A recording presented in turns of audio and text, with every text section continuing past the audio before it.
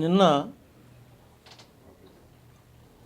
గన్నవరం మాజీ శాసనసభ్యుడు వంశీ గారిని అరెస్ట్ చేస్తే వైఎస్ఆర్ పార్టీ వాళ్ళు అక్రమంగా వంశీ ఏ తప్పు చేయలేదు, కావాలనే కక్ష సాధింపు చర్యలో భాగంగా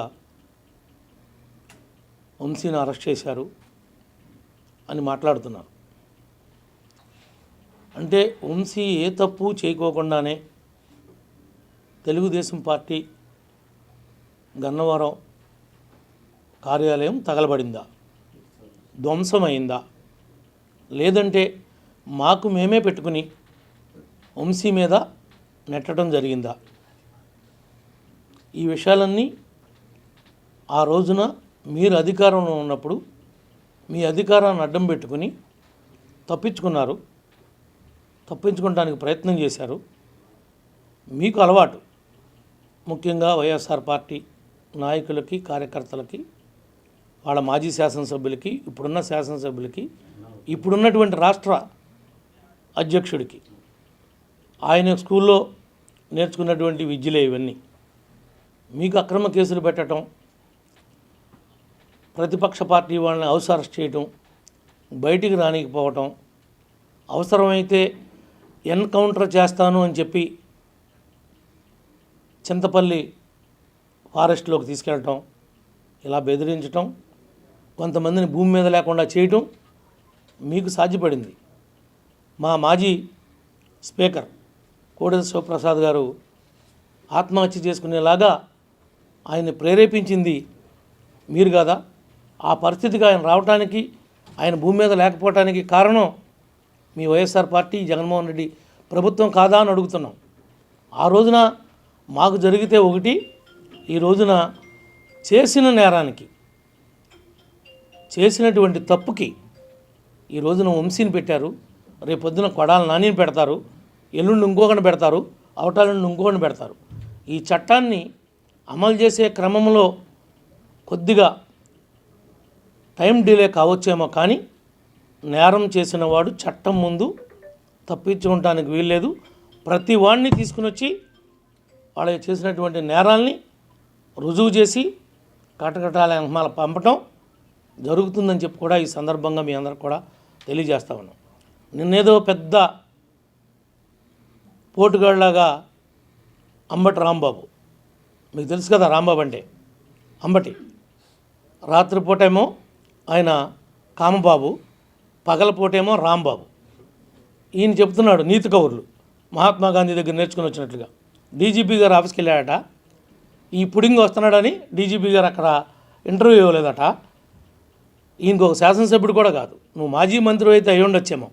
కనీసం నీకు పోలవరంలో నీకు మంత్రి ఇచ్చి ఇంకా దిగదారు చేశాడు పోలవరం ప్రాజెక్ట్ని జగన్. దేనివల్ల నీకు క్యూసిక్స్కి దీనికి తేడా తెలియనటువంటి, టీఎంసీకి తేడా తెలియనటువంటి మనిషివి. క్యూసిక్స్ అంటే ఏంటో, టీఎంసీస్ అంటే ఏంటో కనీసం ఆ వ్యత్యాసం కూడా తెలుసుకోకుండా ఆ శాఖ మంత్రిగా ఉండి పోలవరాన్ని పడుకోబెట్టి గైడ్ బండి పోయి అనేక విధాలుగా దాన్ని సర్వనాశనం చేసింది జగన్మోహన్ రెడ్డి ప్రభుత్వం. ఇంకా రాంబాబు గురించి చెప్పాలంటే మాటలతో చెప్పేది కాదు. ఇవాళ కోడెల గారు లేకపోవడానికి కూడా కారణం రాంబాబు పెట్టినటువంటి ఆ రోజున ఆ యొక్క హెరాస్మెంట్ వల్లే అన్ని కేసులు పడి ఇంత బతికి నేను ఇంకా భూమి మీద ఉండాలా అని ఆయనగానే ఆత్మహత్య చేసుకునే విధంగా ప్రేరేపించారు. ఆ రోజునే ఈ రోజున కంప్లైంట్ ఇచ్చి అయినా సరే నీ మీద 306 కట్టాలి. ఆ యొక్క చనిపోవడానికి ఆయన కారణం పరోక్షంగా నువ్వు, నీ జగన్మోహన్ రెడ్డి. కాబట్టి మీ ఇద్దరి మీద 306 కట్టాలని చెప్పి నేను డిమాండ్ చేస్తా ఉన్నా ఈ ప్రభుత్వాన్ని. నిజంగా మీరిద్దరూ ఆ సెక్షన్ కింద నేరస్తులుగా మిగులుతారని చెప్పి కూడా ఈ సందర్భంగా నేను గుర్తు చేస్తున్నా. ఇవాళ ఏదో ఈయన వచ్చాడట, డీజీపీ గారికట తెలియాలట, మా మాజీ మంత్రులు, అప్పుడున్నటువంటి శాసనసభ్యులు స్వయంగా డీజీపీ గారిని కలవటానికి వెళ్తేనే మీ ప్రభుత్వంలో అపాయింట్మెంట్ ఇవ్వకోకుండా, గేట్లలోంచి రాకోకుండా వెనక్కి తిప్పి పంపిన సంఘటనలు అనేకం. నీ డీజీపీ ఆఫీస్ పక్కన ఉన్నటువంటి మా రాష్ట్ర కేంద్ర పార్టీ ఆఫీస్ ఉంటే దాన్ని ధ్వంసం చేస్తుంటే రక్తం గారి మా దాంట్లో ఉన్నటువంటి మా ఉద్యోగస్తులు నాయకులు పరుగులు పెడుతుంటే అల్లాడిపోతుంటే ఆ రోజున డీజీపీ ఏమయ్యాడు? ఆ రోజున ముఖ్యమంత్రి ఏమయ్యాడు? నిన్ను తిడుతుంటే తట్టుకోలేక నీ కార్యకర్తలకు రోషం వచ్చింది. అంటే మమ్మల్ని తిడుతుంటే మా కార్యకర్తలు రాదా? మమ్మల్ని మా ఆఫీసులు తగలబెడుతుంటే మా కార్యకర్తలు మేము ఉప్పు కారం మేము తింటలేదా? మీరే తింటున్నారా? మీ కార్యకర్తలు తింటున్నారా? సపరేట్గా మీకు ఏమన్నా వేరే మెటీరియల్ ఉందా కోపం రావటానికి? సమాధానం చెప్పాలి ముఖ్యమంత్రిగా. మాజీ ముఖ్యమంత్రి ప్రతిపక్ష హోదాలో చంద్రబాబు గారు వెళ్తుంటే రాళ్ళు వేశారంటే డీజీపీ అంటాడు స్వేచ్ఛ, భావస్వేచ్ఛ అంటాడు. భావస్వేచ్ఛ వ్యక్తీకరిస్తారు వాళ్ళు. అంటే మీకు ఒక రూలు, ఎదట వాళ్ళకి మీకు ఇబ్బంది వస్తే, మీ నాయకత్వానికి ఇబ్బంది వస్తే, మీ లీడర్లకు ఇబ్బంది వస్తే మీకు ఇప్పుడు చేం కొడుతుంది, మీకు బాధ కలుగుతుంది. ఎదట వాళ్ళని ఏ తప్పు చేయకోకుండా 67 రోజులు నన్ను నానబెట్టాడు. ఏ తప్పు చేయకోకుండా 15 SC ST పెట్టాడు, 307 పెట్టాడు. మీరు పెట్టినటువంటి కేసు లేదు మా మీద, మమ్మల్ని వేధించినటువంటి కేసు లేదు. సో ఆ రోజు మాజీ ముఖ్యమంత్రి, ఈనాడు ఉన్నటువంటి ముఖ్యమంత్రిని అన్యాయంగా 53 రోజులు స్కిల్ డెవలప్మెంట్ కేసులు పెట్టి ఎలాంటి ఆనందం అనుభవించాడో మేమందరం చూసాం. దాని ఫలితమే ఈనాడు 11 సీట్లకి వాళ్ళు పరిమితం అయ్యారు. ఇంకా సిగ్గు లేకుండా వంశీ ఇబ్బంది పెడుతున్నారు, అక్కడెవడో అబ్బిగాడిని ఇబ్బంది పెడుతున్నారు, ఇక్కడ ఇంకొకరిని ఇబ్బంది పెడుతున్నారు. ఏంటి అబ్బాయి చౌదరి గురించి మీకేం తెలిసిన మాట్లాడుతున్నావు రాంబాబు? నీకేమన్నా తెలుసా నా నియోజకవర్గంలో ఉన్నటువంటి పరిస్థితి, ఆయన చేసినటువంటి ద్రోహాలు? పేరుకి సాఫ్ట్వేర్, మెంటాలిటీ అంతా హార్డ్వేర్, అంత క్రిమినల్. అలాంటి క్రిమినల్ ఉండనే ఉండడు. 6 కోట్ల రూపాయలు కొల్లేరు ప్రజల యొక్క డబ్బులు కాజేసి నీ ఇంటి ముందు 100 రోజులుగా ఈ రాష్ట్రంలో 175 నియోజకవర్గాలు ఉన్నాయి. ఏ మాజీ ఎమ్మెల్యే ఇంటి ముందు ఉద్యమాలు జరగటల్లా. వంట వార్పు పెట్టి పేదవారు పళ్ళేలు కొడుతున్నారంటే, అయ్యా బోలేదు, మా బో అంతా లాగేసుకున్నావు నువ్వు అని పళ్ళేలు కొడుతుంటే సిగ్గు లేకోకుండా ఎదురు మళ్ళీ ఇవాళ వచ్చి మాట్లాడుతున్నారంటే మీరు ఎందుకు 100 రోజులు ఉద్యమం జరుగుతుంది? అదే తెలుగుదేశం పార్టీలో నా ఇంటి ముందు ఇలాంటి ఉద్యమం జరుగుతుంటే మా నాయకుడు నన్ను పిలిపించేవాడు, నా తప్పుంటే మందలించేవాడు, దాన్ని ఇమీడియట్గా షార్ట్అవుట్ చేయమని డైరెక్షన్ ఇచ్చేవాడు. కనీసం జగన్మోహన్ రెడ్డి ఒక్కరోజన్నా పిలిచి దెందులూరులో ఏం జరుగుతుంది, ఎందుకు అంత ధర్నా చేస్తున్నారు వాళ్ళు, ఎందుకు రోడ్డు ఎక్కుతున్నారు, అటు నీకు 100 ఎకరాల పొలం ఉంది, నీకు పామాయిల్ ఉంది, కొబ్బరి ఉంది, కోకో ఉంది, నీ పొలంలో నువ్వు వ్యవసాయం చేసుకోలేనటువంటి దౌర్భాగ్య పరిస్థితికి ఎందుకు దిగజారావు? మీడియాకి అడ్రస్ చేయి. నీవేం తప్పు చేయకపోతే నీ పొలంలో నువ్వు ఎందుకు కోసుకోలేకపోతున్నావు, ఎందుకు నీ పంటను నువ్వు తెచ్చుకోలేకపోతున్నావు, నువ్వు చేసినటువంటి ద్రోహం ఏంటి అని ప్రజలకు సమాధానం చెప్పు. ఏదో మేము పెళ్ళికి వెళ్ళాం, శుభకార్యానికి వెళితే మమ్మల్ని ఇబ్బంది పెట్టేశారు, మా మీద కేసు పెట్టేశారు, ఊరికి నువ్వు శుభకార్యానికి వస్తే ఇబ్బంది పెట్టడానికి మేము ప్రజల్లో తిరగట్లేదా, మేము వెళతలేదా? నీతో పాటు మిగిలిన పార్టీ వాళ్ళు, మేము ఓడిపోయినటువంటి మీ కొలీగ్స్ అందరూ వచ్చారు కదా, ఎవరికే లేని నీకే ఎందుకు వచ్చింది ఆ సబ్జెక్టు? నిన్ను నన్ను పెళ్ళికి పిలిచాడు. యాక్చువల్గా నన్ను పెళ్ళికి పిలిచినోడు నీ పార్టీ వాడే. నేను వచ్చా పెళ్ళి ఎవరైతే నిన్ను నన్ను పిలిచారో అతన్ని అడుగుదాం, నీది తప్ప మాది తప్ప. నాది తప్పు అంటే నేను ఇప్పుడే రిజిగ్నేషన్ ఇచ్చేస్తా స్పీకర్ గారి దగ్గరికి వెళ్ళి, నేను ఇంక అసెంబ్లీకి రాను ఈ పీరియడ్లో.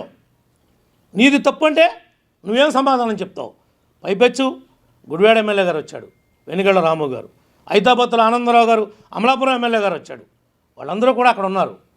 పైపెచ్చు ఏమంటున్నావు? వాళ్ళందరూ నన్నే తప్పుపట్టారు అని నువ్వు చెప్తున్నావు. వాళ్ళిద్దరితో చెప్పించు, టీవీలో మీడియా ముందు చెప్పించు, నీ తప్పో నా తప్పో, ఏం జరిగిందో పెళ్ళికి పిలిచినతో చెప్పించు. నువ్వు చలమశెట్టి రమేష్ గురించి చెప్తున్నావు. చలమశెట్టి రమేష్ గారు జనసేన నాయకుడు, ఆయనతో చెప్పించు నీ తప్పో నా తప్పో. అంబటి అడుగు రమేష్ గారిని, ఎవరు తప్పో, ఎవరు తాగొచ్చారో, ఎవరు అక్కడ ప్రలాపాలు చేశారో, ఎవరు గొడవకి కావాలని పెట్టుకోవడానికి ప్రయత్నం చేశారో. నిజమే కారటం పెడితే దుర్భాషలాడా, తప్పని పరిస్థితుల్లో ఎందుకు ఆడాల్సి వచ్చింది అంటే నువ్వు కారటం పెట్టించి నువ్వు గొడవ పిలుస్తుంటే అబ్బాయ్యా నువ్వు కాబట్టి మగవాడు రా, నువ్వు పెళ్లి కాడి నుంచి వెళ్ళిపోయిన తర్వాత నేను వెళ్తాను అని పక్కన నుంచోనా? చెప్పు రాంబాబు. ఏదో నోరు ఉంది కదా అని, చెప్పగలవు కదా అని మీడియా ముందుకు వచ్చి నువ్వు గంట అరగంట అని మాట్లాడేటువంటి వ్యక్తివి నువ్వు కూడా నా క్యారెక్టర్ గురించి మాట్లాడతావా అంటున్నావు. నీ గురించి అందరికీ తెలుసని. నా గురించి నిజంగా తెలుసు. నేను ప్రజల కోసం పాటుపడతానని, కష్టపడతానని, ఆవేశపడతానని, తొందరపాటు ఉందని అని ఈ రాష్ట్ర ప్రజలందరికీ తెలుసు. నువ్వు చెప్పేదేంటి? నా గురించి నాకు తెలుసు, రాష్ట్ర ప్రజానీకానికి తెలుసు, మా పార్టీ వాళ్ళకు తెలుసు, మా కూటమి నాయకులకు తెలుసు. నువ్వు నాకేంటి సర్టిఫికేట్ ఇచ్చేది? నీ గురించి ఉన్న సర్టిఫికేట్ గురించి చెప్పవే. అసలు నువ్వు గంట అరగంట గురించి ఇప్పుడు చెప్పావా? ఎందుకు మాట్లాడాల్సి వచ్చిందో? ఎందుకు ఆ విషయం మీద నువ్వు వివరణ ఇవ్వలేకపోయావు? కారణం ఏంటి? నీ మాటలు కావా ఇవి? నువ్వు మాట్లాడి కావా? ఏ సుఖాన్ని నువ్వు దొరకలేదా నీకు మాట్లాడడానికి? మా గురించే మాట్లాడుతున్నావు. డీజీపీ గారు మీరు ఇవ్వకపోతే అంటు చేల్తానంటున్నావు. ఆ రోజు నువ్వెందుకు తెలుగుదేశం వాళ్ళు వస్తే రిప్రజెంటేషన్ తీసుకొని ఆపావు? నువ్వు నేర్పిన సంస్కృతే కదా ఇది. నేను చెప్పేది ఏంటంటే మీడియా ద్వారా ఈ రోజున వంశీ కావచ్చు, రేపటి రోజు వంతు నానికి రావచ్చు, లేదంటే ఇంకొక ఎల్లయ్యకి రావచ్చు, పుల్లయ్యకి రావచ్చు. 4 రోజులు చట్టాన్ని అమలుపరచటంలో కూటమి వెనక్కుంటే ఉండొచ్చేమో నేను కూడా అంగీకరిస్తున్నా. తొందరపడి దుందుడుకుగా ఏ రకమైనటువంటి చర్యలు చేపట్టడానికి వీల్లేదని ముఖ్యమంత్రి గారు, ఉప ముఖ్యమంత్రి గారు, కేబినెట్ యొక్క వాళ్ళ సహచరులు నిర్ణయాన్ని ఈ ప్రభుత్వం అమలు చేస్తుంది. ఈ ప్రభుత్వం అంటే డీజీపీ గారు కావచ్చు, సిఎస్ గారు కావచ్చు. అంతే తప్ప ఎవ్వడు కూడా తప్పు చేసిన వాడు చట్టం నుంచి తప్పించుకునేటువంటి అవకాశం అనేది ఉండదు అని చెప్పి కూడా ఈ సందర్భంగా మీ అందరికి కూడా మరొక్కసారి తెలియజేస్తూ ఉన్నాం. ఈ విషయాలన్నింటినీ కూడా దెందులూరు నియోజకవర్గంలో కావచ్చు, గన్నవరం కావచ్చు, గుడివాడ కావచ్చు, లేదంటే బందర్ కావచ్చు, చాలామంది ఫీల్ అవుతున్నారు. పేరు నారినేంటి ఆ విధంగా వదిలిపెట్టారు, అంత కుంభకోణం చేస్తే ఈ ప్రభుత్వం ఏం చేస్తుంది అని అడుగుతున్నారు. చాలామంది జన సైనికులు, తెలుగుదేశం వారు కూడా ఫీల్ అవుతున్నారు. వీళ్ళు చేసినటువంటి ద్రోహాలు, వీళ్ళు చేసినటువంటి దోపిడీలు కాకినాడ దగ్గర నుండి ఒక్కొక్కరితో చరిత్ర ఉంది. మనిషిని చెప్పి మీరు డోర్ డెలివరీ ఇస్తేనే దిక్కు దివాణం లేదు. ఇది ఈ ప్రభుత్వం అన్నా మీరు మాట్లాడేది? ఈ గవర్నమెంట్నా మీరు ఏలెత్తి చూపేదని అడుగుతున్నాం. మీ తప్పు లేకుండా ఈనాటికి నా నియోజకవర్గంలో ఒక్క కేసు అంటే ఒక్క కేసు అక్రమంగా పెట్టల, ఒక్కడిని జైలుకి పంపలా వైఎస్ఆర్ పార్టీ నాయకులను కానీ కార్యకర్తలు కానీ. అది కారణం ఈ కూటమి యొక్క క్రమశిక్షణ, ఈ కూటమి యొక్క నిర్ణయం. ఈ రోజున అబ్బాయి చౌదరి మీద కేసు ఎందుకు కట్టాల్సి వచ్చింది? నువ్వు నీ మనుషులు పేటరేగిపోయారు. నాతో గొడవపడి నన్ను ఒక నేరస్తుడిగా, ఒక క్రిమినల్గా చిత్రీకరించడం కోసం మీరు ఒక స్కెచ్ చేశారు. ఆ స్కెచ్లో మీరే పడ్డారు. నన్ను ఇరికిద్దామని చూశారు, మీరు ఇరుక్కున్నారు. మీరు 25 మందితో వచ్చారు, నేను 3 వచ్చా. నా గన్మెన్, నా డ్రైవర్, నా 2 డ్రైవర్లు, ఒక వాటర్ బాటిల్ ఇచ్చేవాడు, ఒక ఫోటోలు తీసేవాడు. ఇంత మట్టుకే నా 2 కార్లలో ఉంది. మిగిలిన వాళ్ళందరూ ఫంక్షన్ల వల్ల ఎటు స్కాటెడ్కి విడిపోయాం. నువ్వు వచ్చింది 25 మందితో వచ్చావు. 25 మందితో వచ్చావు గొడవ పెట్టుకోవడానికి. కావాలని వచ్చావు, ఉద్దేశపూర్వకంగా వచ్చావు. నువ్వు కొల్లేరు తాలూకా ఉన్నటువంటి 6 కోట్లు ఎగ్గకొట్టడంలో ఇది ఒక ప్లాన్. అది ఆ స్కెచ్లోనే నువ్వు ప్రయాణం చేసావు కాబట్టి ఈరోజు నీ మీద కేసు కట్టాల్సి వచ్చింది. అంతే తప్ప నువ్వేంటి, నువ్వు ఒక మాజీ ఎమ్మెల్యేవి. ఎవడు నువ్వు వెళ్తే నీ కారు అక్కడ ఉంటే ఎవడు వెళ్తాకి వెళ్ళేదా? పెళ్ళిళ్ళకి ఎవడు పెళ్ళిళ్ళకి వస్తాకి వెళ్ళేదా? వచ్చావు, దిగావు, నీ కారు ఎక్కడ ఉండాలి? పార్కింగ్లో ఉండాలి. ఎవడొస్తే నువ్వు ముందు వస్తే నీ కారు వస్తుంది, నేను ముందు వస్తే నా కారు వస్తుంది. నేను వస్తున్నాను నా డ్రైవర్ పెడితే కావాలని ఆ విజువల్స్ చూపిస్తా, మీకు ఇస్తా. మీ మీడియా వాళ్ళు అందరి దగ్గర లేవు. నా కారుకి కెమెరా ఉంది. నా కారు పెట్టిన తర్వాత వాళ్ళ డ్రైవర్ ఏ విధంగా తీసుకొచ్చి కారు పెట్టాడు. ఎవడైతే కళ్యాణ మండపంలో ఉన్నటువంటి సెక్యూరిటీ వాడు 3 సార్లు చెప్పాడు, వాళ్ళు వచ్చేస్తున్నారు, వాళ్ళ కార్లు వచ్చినాయి, కొద్దిగా పక్క పెట్టని. వస్తే రానిమని చెప్పి అంటే, వస్తే రానిమంటే అది గౌరవం అదా ఇచ్చేది? చదువుకున్నటువంటి సంస్కారం అదా? బూతులు తిట్టావు అనకపోతే గొప్ప పని చేసావు అబ్బాయా, నువ్వు కాబట్టి పెట్టావు అబ్బాయా కార్లు అడ్డం, శబాష్ నువ్వు వెళ్ళాకే వెళ్తావు అబ్బాయా అని అనమంటావా? ఏంటయ్యా, ఏంటి మీ ఉద్దేశం రాంబాబు? సమాధానం చెప్పు. రమ్మంటావా నీ దగ్గరికి? నీ ఇంటికి రమ్మంటావా? నీ ఆఫీసుకి రమ్మంటావా? వచ్చి చెప్తా. నా తప్పు అంటే చెప్పు. అంతే తప్ప నీకు నోరుంది కదా అని ఆంబోతులాగా అరవమాక, రంకిలేయమాక. నువ్వు ఆంబోతు అని తెలుసు, రంకిలేస్తావని తెలుసు. నీ రంకిలన్నీ మొన్న ప్రజాక్షేత్రంలో నీ కూరలు తీశారు, నీ పేకలు తీశారు. పేకలంటే పొడిచే కొమ్ములు ఉంటాయి, ఆంబోతు కొమ్ములు ఉంటాయి కదా, అవన్నీ కూడా ఎరగదీశారు. ఇంకెందుకు రంకిలు వేస్తున్నావు? ఎవడి మీద వేస్తావు రంకిలు? నువ్వు వేసావు, నీ జగన్ వేశాడు. వై నాట్ 175 అన్నాడు. ఏమైంది? మీ రంకిలన్నీ ఏమైపోయినాయి? ప్రజలు ఏం చేయాలో మీకు ఎక్కడ కాల్చి వాతలు పెట్టాలో అక్కడ పెట్టారు. అంటే ఆ వాతలు చూపించుకుంటానికి కూడా లేనటువంటి రహస్య ప్రదేశంలో పెట్టారు. ఆ వాతలు నాకు ఇక్కడ పెట్టారని చెప్పుకోవడానికి కూడా లేదు, అలాంటి వాతలు పెట్టారు. ఇంకా సిగ్గు లేకుండా మాట్లాడుతున్నారు ఏంటి? ఇంకెందుకు మాట్లాడుతున్నారు? ఇంక మీకు సిగ్గు అనిపించట్లేదా? అని అంటాడు అబ్బయ్య. అభివృద్ధి లేదు, సంక్షేమం లేదు దెందులూరులో అంటాడు. 4000 పెన్షన్ నీ అబ్బ సొత్తమ్మా? ఆ ఇచ్చింది నీ అబ్బ సొత్తా లేకపోతే నీ జగన్ అబ్బ సొత్తా? అది సంక్షేమం అనరా? దాని సంక్షేమం లెక్కలోకి రాదా అది? ఈ రోజున ఒక్క రోడ్డు కూడా చంద్రబాబు గారి నాయకత్వంలో ఈ ప్రభుత్వం వచ్చాక గుంటలు లేని రోడ్డుని నియోజకవర్గంలో మార్చా. 85% బాగు చేశా. నువ్వు వదిలేసినటువంటి ఏలూరు పెరిగేడు రోడ్డు వాళ్ళకి రావాల్సి వస్తే 18 కోట్లు చంద్రబాబు గారు పాత బకాయి ఇస్తే ఆగ మేఘాదం మీద పరిగెట్టిస్తున్నా.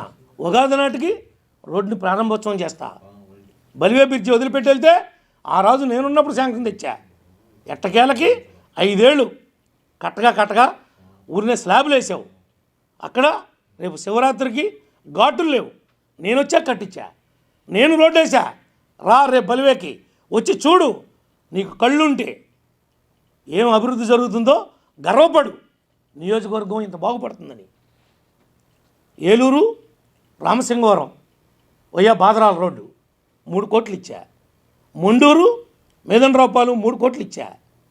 ఇవన్నీ ఎవడమ్మ మొగసము? ఈ ప్రభుత్వం వచ్చాక ఇచ్చింది. నువ్వు ఏడవలేకపోతే, నువ్వు మీ జగన్ సతికిలు పడితే, రోడ్లన్నీ పాడైపోతే మేము గుంటలు పోస్తుంటే ఆనాడు పిలుపునిస్తే గుంటలు పొడచమని కార్యకర్తల దగ్గర సందాలు పోగేసి గుంటలు పుడుస్తుంటే రోడ్డు తవ్వావు అని కేసు పెట్టావు నా మీదే. ధర్మాజిగూడెం పిఎస్లో కేసు ఉంది, చింతలపూడిలో కేసు ఉంది నా మీద. నా నియోజకవర్గం కాపోయినా దేనికి పెట్టారు? నేను రోడ్డు తవ్వేస్తున్నానంట. నాకు నా పక్క కాన్స్టిట్యున్సీలోకి వెళ్ళి మాజీ ఎమ్మెల్యే అక్కడ రోడ్డు తవ్వే పనే ఉంటుందండి. అక్కడ ఏమైనా భూమిలో ఏదైనా సంపద ఉందా? గోల్డ్ బిస్కెట్లు ఏమైనా ఉన్నాయా రోడ్ల కింద నేను తవ్వటానికి? మీరు పెట్టినటువంటి కళ్ళుండి పరిపాలించారా, కళ్ళు లేక గతంలో పరిపాలించారా అని అడుగుతున్నా. ఇప్పుడు కూడా కేసు ఉంది, కావాలంటే చూడండి. రోడ్డు తవ్వాలని పెట్టారు. ఎవరు కంప్లైంటు? విఆర్ఓ. చిన్న ఉద్యోగస్తురాలు నేను ఒక ఆర్ఎన్బి రోడ్ని వేరే నియోజకవర్గం వెళ్ళి తవ్వేస్తున్నానంట. ఆ రోడ్డు తవ్వేస్తే జగన్ ఇంట్లో తవ్వితే బిస్కెట్లు వస్తాయేమో, రోడ్డు తవ్వితే ఏమొస్తాయి బిస్కెట్లు? రోడ్డు కింద ఏమైనా బిస్కెట్లు ఉంటాయో తవ్వుతాకు నేను? ఇలాంటి కేసులు పెట్టి ఇవాళ ఏదో కేసు పెట్టారంట, కేసు కట్టారంట, లబలబలబలాడుతున్నారంటమ్మా. లబలబలాడతాం చేసిన తప్పుకి, చేసిన ఘోరాలకి.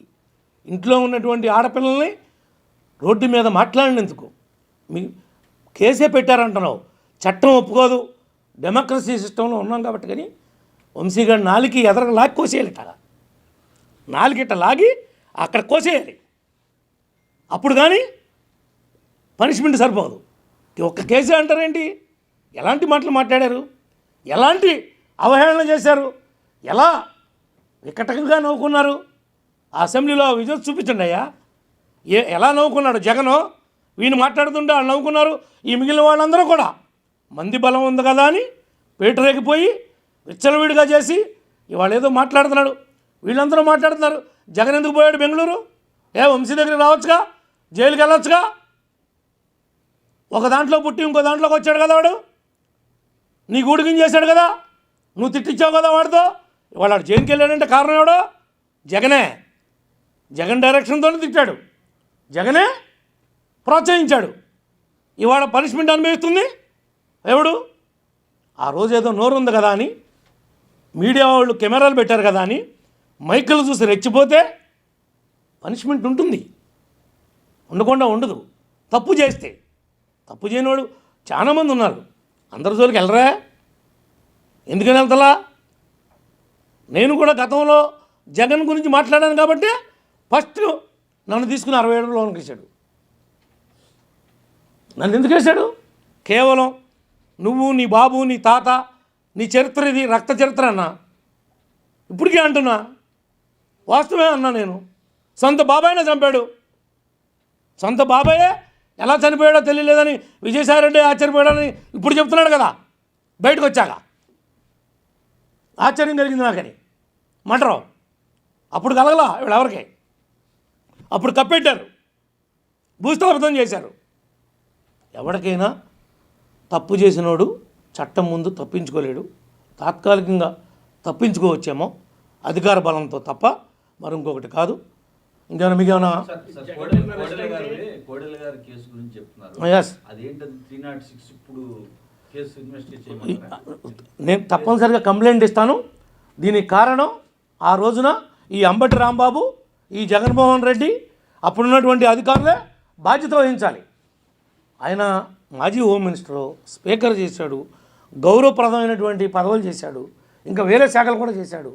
అలాంటి వ్యక్తి పల్నాడులో పుల్లాగా బతికినటువంటి వ్యక్తిని ఎదవా సోఫాలేంటి, టీపాయిలేంటి, కుర్చీలేంటయా అంటే బతికేంతయ్యా?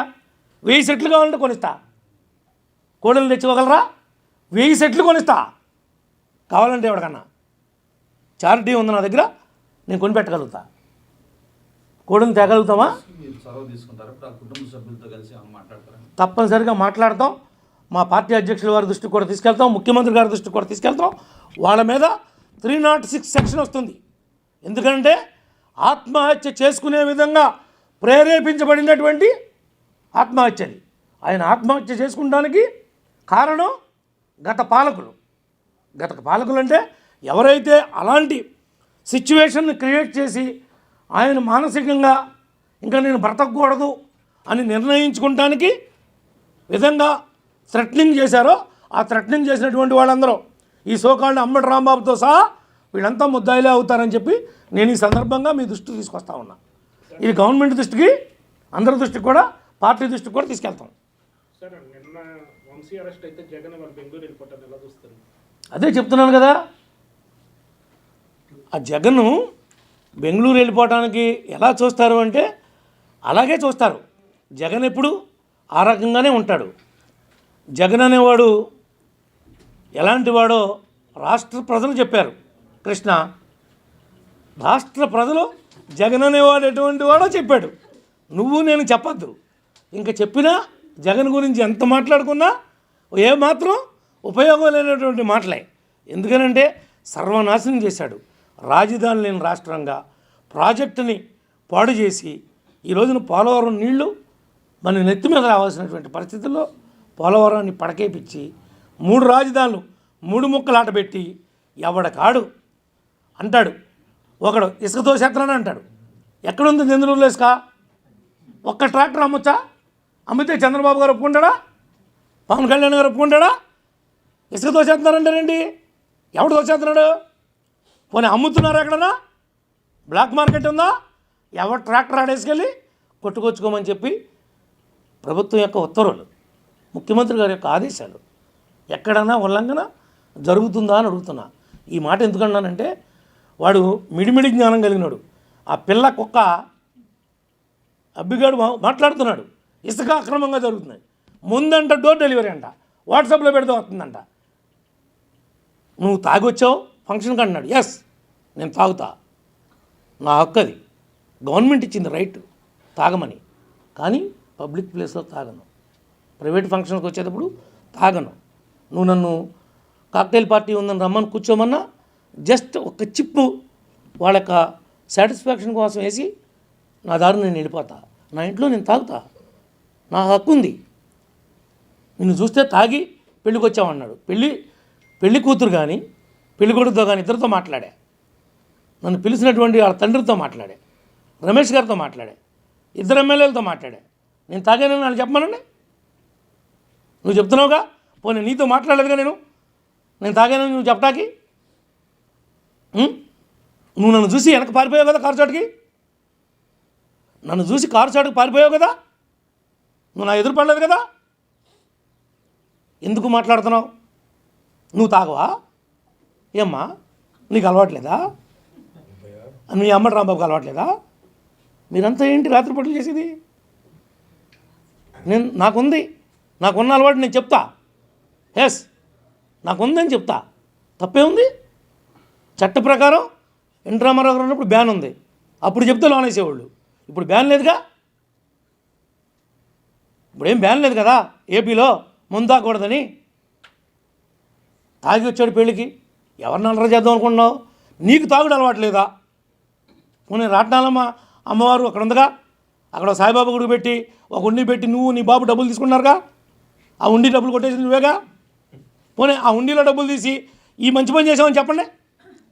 15 ఏళ్ళుగా గుడి పెట్టావు, గుడి పక్కన ఇంకో గుడి కట్టావు, ఆ గుడిలోకి వచ్చినాడు ఈ గుడిలో కూడా వెళ్ళి దండం పెట్టుకుంటే కోరికలు ఏమైనా తీరదేమో ఈ గుడిలో కూడా దండం పెట్టి ఈ ఉండిలో కూడా డబ్బులు ఎత్తున్నాడు. దానికి లెక్క జమ ఉంది వాళ్ళకే. ఆ డబ్బు అంతా నీ బాబు పర్వం నీ పర్వేగా. ₹1 లెక్క చెప్పు. గుడి పక్కన గుడి కట్టి డబ్బులు కొట్టేసే మనిషివి నీ బాబు, నువ్వు. నీది చరిత్ర, నువ్వు హిస్టరీ గురించి చెప్తున్నావు, మాట్లాడుతున్నావు పెద్ద పెద్ద మాటలు. పేరుకి సాఫ్ట్వేరు, అంతా క్రిమినల్. సాఫ్ట్వేర్ ముసుగులో నీ అంత క్రిమినలే లేడు. నువ్వు క్రిమినల్ కాబట్టే నా ఉన్న 85 ఏళ్లలో నా నాయకుల్ని కార్యకర్తల్ని 650 మందిని జైలుకి పంపించావు. నేను ఒక్కడిని పంపించానా 8 నెలల్లో? ఒక్క తప్పుడు కేసు కట్టించానా? ఒక్కడిని పంపించానా? కానీ పాత కేసులన్నీ తీస్తా. నువ్వు పోలవరం రైట్ మెయిన్ కెనాల్లో లెఫ్ట్ బ్యాంకు రైట్ బ్యాంకు మొత్తం దోచావు. డీజీకి ఇస్తా, విజిలెన్స్ ఎంక్వైరీ చేపిస్తా, ముఖ్యమంత్రి గారిని ఉప ముఖ్యమంత్రి గారిని కలుస్తా, నీ చరిత్ర అంతా తీస్తా. నిన్ను వదిలిపెట్టే ప్రసక్తే లేదని చెప్పి కూడా ఈ సందర్భంగా తెలియజేస్తున్నా. నీ దగ్గర దమ్ముంటే రాజకీయంగా చూసుకోవచ్చు. నన్ను తిరగనివ్వంటే నువ్వు చేసిన తప్పులకి సమాధానం చెప్పి తిరగమన్నా, తప్పు ఒప్పుకుని కొల్లేలో డబ్బులు కట్టి తిరగమన్నా. నేను తిరగనివ్వనంటే నువ్వు ఈ తప్పుడు పనులన్నీ చేసి నేను తిరుగుతానంటే ఊరుకుంటామా? అంటే మాకు చేత కాదా నేనేం చేయటం? కానీ పద్ధతి ఉంది. ఆ పద్ధతి కోసం, నిబద్ధత కోసం, పార్టీ యొక్క కమిట్మెంట్ కోసం మేము నీతో గొడవ పడతలా. అంతే తప్ప చేతగాంతనం అనుకోవద్దు మా మంచితనాన్ని. ఓకే, ఇంకేమైనా మీకు ఏమైనా డౌట్లు ఉన్నాయా? ఏంటి అక్రమ అరెస్ట్? ఎవరు నువ్వు చెప్పుకోనే? నీకు అనిపిస్తుందా? వంశీలు నానబెట్టడం ధర్మమా కాదా? గన్నవరంలో వంశీ గారి పేరెత్తే వాళ్ళు లేకుండా పోయాడు. మా పార్టీలో గెలిచాడు 2 సార్లు. మా నెత్తిమే వెతుకుని తిప్పినందుకు మాకు తగిన శాఖ చేసి వెళ్ళాడు. ఇవాళ ఎవడు పడ్డాడు? వాడు తవ్వుకున్న గోతులో ఆడే పడ్డాడు. ఎవడు పడలా. వాడు చేసిన జగన్ యొక్క అధికార మదాన్ని అడ్డం పెట్టుకుని విర్రవీగి ఎవరు కూడా అయితే మనకి ఈ రాజకీయ జన్మను కల్పించారో వాళ్ళ కుటుంబాన్నే విర్రవీగి మాట్లాడాం. వాస్తవాలుండి మాట్లాడలా. ప్రేరేపితంగా ఎవడో ప్రేరేపిస్తే మాట్లాడినందుకు నీ నోటి దోలకు వచ్చిన తిప్పలు ఇది. నోటి దోలకు వచ్చిన తిప్పలేయా? ఎవడేం చేద్దాం చెప్పునే చెప్పు. మేము జైల్లో ఉన్నప్పుడు మీకు తెలియలేదా ఈ బాధలో? అప్పుడు మీకు అనిపించలేదా అయ్యో పాపం అని? మమ్మల్ని నర్సీపట్నం నుంచి వెనక్కి లాగి చింతపల్లి ఫారెస్ట్లో పెట్టి నేను ఎన్కౌంటర్ చేస్తామంటే ఏదో నోకలుండి బతికి బయటపడ్డాం. ఈ జగన్ లాంటి దుర్మార్గమైనటువంటి ముఖ్యమంత్రి రాష్ట్రానికి మొత్తం మన కర్మ అనుకున్నాం. ఎన్ని నిద్రలేని రాత్రులు గడిపామో, ఎన్ని. ఈసారి రాకపోతే ఈ ఆస్తులన్నీ రూపాయికో పావులకో బేడాకో అమ్మి తట్టపుట్ట చదువుకుని పోదాంరా మనకెందుకు అనే పరిస్థితి వచ్చింది. నాలాంటివాడికే అలాంటి పరిస్థితి వచ్చింది. తప్పనిసరి పరిస్థితుల్లో ప్రజలు అర్థం చేసుకున్నారు కాబట్టి ఈనాడు ఈ కూటమి ఏర్పడింది. ఇదంతా ప్రజా విజయం. ఇంకేమైనా చెప్తావా?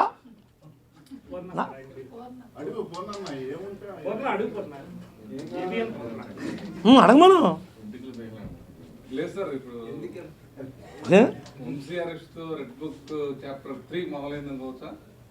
అది రెడ్ బుక్కా, బ్లూ బుక్కా, గ్రీన్ బుక్కా, ఎల్లో బుక్కా అని మాట్లాడొద్దమ్మా. రెడ్ బుక్ అంటే వాళ్ళు ఏం చేశారో ఊరికి నమోదు చేసుకున్నాం తప్ప వాళ్ళు చేసినటువంటి చర్యల్ని రెడ్ బుక్ ఇంప్లిమెంట్ అవుతుందని అనుకోవద్దు. రెడ్ బుక్ రాసింది కేవలం వాళ్ళు ఏం రాశారో ఏం మమ్మల్ని ఇబ్బంది పెట్టారో గుర్తుపెట్టుకోవడం కోసం రాశాం. అది ఇంప్లిమెంట్ చేయాలంటే సగం మందిలోనే ఉండేవాడు. ఇప్పటికే ఎక్కడికక్కడ అరే పాదయాత్ర చేస్తుంటే రానివ్వా, అమరావతి రైతులు వస్తుంటే అమరావతి రైతులను అడ్డుకుంటారా? వాళ్ళు ఏం చేశారు? భూమి ఇచ్చి ఏం నేరం చేశారు? వాళ్ళని పాదయాత్ర చేసుకునేవరా? అంటే స్వేచ్ఛ లేదా ఈ రాష్ట్రంలో? వైఎస్ఆర్ వాళ్ళకే కుట్టుకొచ్చిందా?